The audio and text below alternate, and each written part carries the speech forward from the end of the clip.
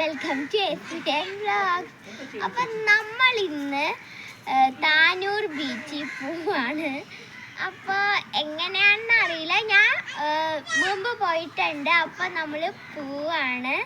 അപ്പം നമ്മൾ കാറിൽ കയറിയിട്ട് കാണാം. Hi guys, welcome to vlogs. അപ്പം നമ്മൾ ഇന്ന് ബീച്ചിൽ പോവാണ്. താനൂർ ബീച്ചിലാണ് പോണേ. അപ്പോൾ ഇതിൻ്റെ ഫുൾ വീഡിയോ ഉണ്ടാവും. ബൈ.